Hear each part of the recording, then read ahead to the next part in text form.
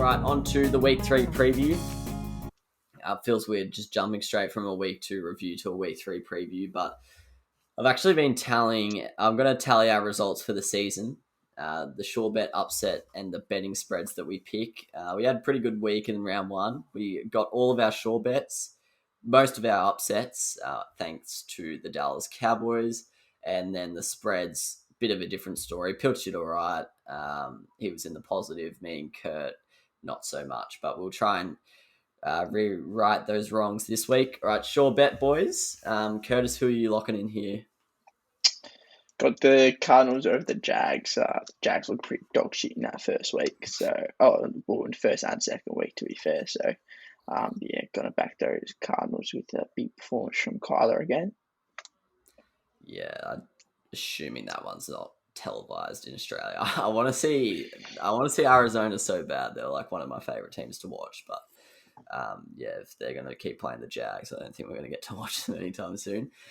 Pilch, who's your sure bet, mate? Exactly the same, mate. Cardinals over the Jags. Yeah, fair enough. So I think we can pencil those two in. I've gone differently. That was the only other one I was contemplating. As Curtis was saying to me off air before, there's actually not that many this week, but I've gone the Thursday night game. I just think with the Tyrod Taylor injury. By the way, shout outs to Tyrod Taylor. Like, actually shocking luck. I think this is the third year in 4 that he's injured himself in week 2 and lost the starting role. It just sucks for him. Obviously, he had at the Chargers last year and then in 2018 with Baker.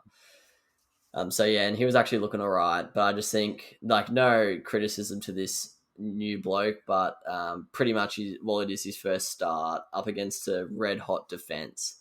I just don't see a world where Houston get the dub. And it is Thursday night footy. I don't like picking things on Thursday night footy because it's always a little bit unpredictable because it's usually lower scoring and stuff like that because of the short turnaround. But yeah, surely Houston aren't scoring double-digit points here. And I tell you what, I'm not looking forward to that game at all. Upset of the week, I'll start us off. I've been back and forward with this one all day since I picked it. But I'm backing in my gut here. I've gone with the Packers to beat the 49ers. First game in San Fran for the year. And the Packers are paying $2.48. I was just looking up some stats because obviously Aaron Rodgers has the whole thing with 49ers because he grew up in the area, supported them.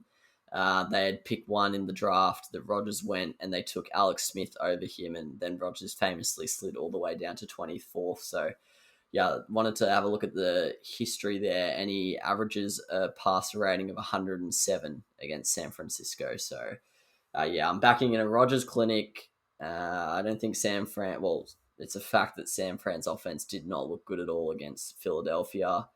And the Packers defense isn't in great form at the moment, but I'll back them in to get over the line in an interesting one. So that's my upset of the week. Pilch, who are you locking in here? Once again, exactly the same. I think Packers are a very good chance to beat the Niners just because Rodgers is back and they looked back to their best against Detroit. Yeah, it should be an interesting matchup because both sides, the two matchups, if you get what I mean, are sort of in similar form. Like the 49ers offense hasn't hit their straps yet. And, they played well in week 1, but it was against Detroit. And then the Packers defense hasn't. But then on the other side of the ball, the Packers O and the 49ers D both look pretty good based on the weekend's action. Curtis, I'm assuming you're not locking that in because you are a 49ers man. So I'm interested to hear what you've gone with. Gone for a bit of a rogue one. I've gone the Chargers over the Chiefs. Just back Herb in this week. Eckler looked himself last week. I've got some serious confidence in the Herb given last year's performance against the Chiefs. I think the Chargers, I wouldn't say are the real deal, but I think they're solid. They're a solid team and they can knock off the top dogs on any given day. Yeah, it's an interesting one from you. I have to say it was tough. That was one of the ones I thought of. Byron, the only thing I don't like about it is that the Chiefs lost last week. I just don't think they'll lose back-to-back games, but Herbert's a freaking wep, so anything could happen. Know, mate. You never know.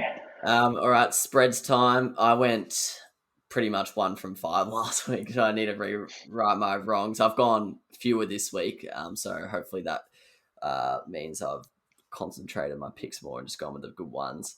My first one is Arizona. The line is 7.5. They're obviously favorites. They're playing at Jacksonville. All my picks this week are away teams, so maybe I'm just a fool and not factoring that in. But I reckon, as Curtis said with the short bet, I just think, both of you said with the short bet, I just think it's pretty much a lock W, and 7.5's not much. That's only just pretty much a converted touchdown and a field goal. So yeah, I backed them in.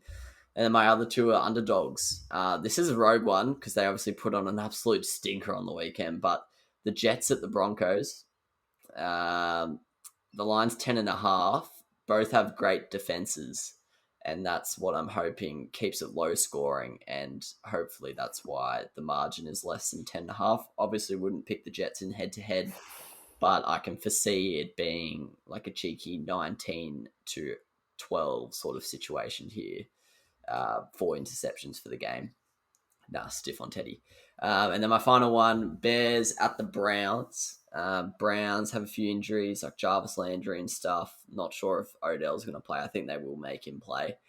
But more importantly, the Bears defense looks really, really, really hot right now. I know Stafford exposed them a couple times on the weekend, but I think all in all, it's a good defense. The Browns weren't that convincing, actually, in their dispatching of the Texans on the weekend. I wanted a bit more, a 20, 30-point dub there, not necessarily a 10-point dub. So, Bears, the line's 7.5, and I reckon they could keep it close in Cleveland. Curtis, what are your spreads that you like? I wasn't really a fan of many, to be fair. So I just had the one, the Ravens at -7.5. Can just see them winning by a bit more than that. But yeah, I wasn't really a fan of any, to be fair. So I just kept it to that single one.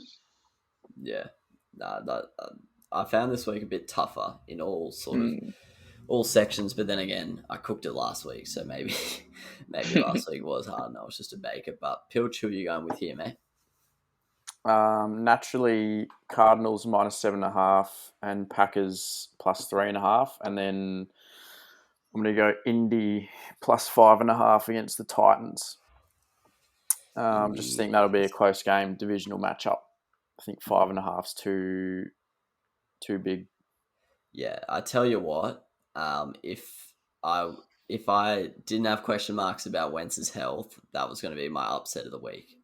I definitely think that's a sniff. I'm a little bit concerned about Wentzzy, but not concerned about Wentz because he stinks, so the backup won't make a difference. Well, I mean, they'll play Wentz, and he will just be at 20% of Wentz, so that's not positive. Now that is a worry. Yeah, that was my concern, but you could be right. They could rule him out, but I do like that one. I think, the Colts hopefully can put a stop to Derrick Henry. You think they would have a way, given that they have a good defense and their division rivals. But that's going to be a huge game. It's only week 3, but that's one of the closer division titles, in my opinion. I had the Colts actually taking it this year after a couple years of Titans getting up. So, yeah, that's going to be a big one. AJ Brown looking for a bit of a bounce back game after a stinker on the weekend. So, yeah, that's going to be an interesting one to watch. As I keep saying, hopefully that's televised in Australia. I don't think the schedule's come out for the TV yet, but yes. It's a miracle! Oh, yeah! What about that one? Unbelievable! Balotelli, Aguero! Crowd cheers. Here's Siddle.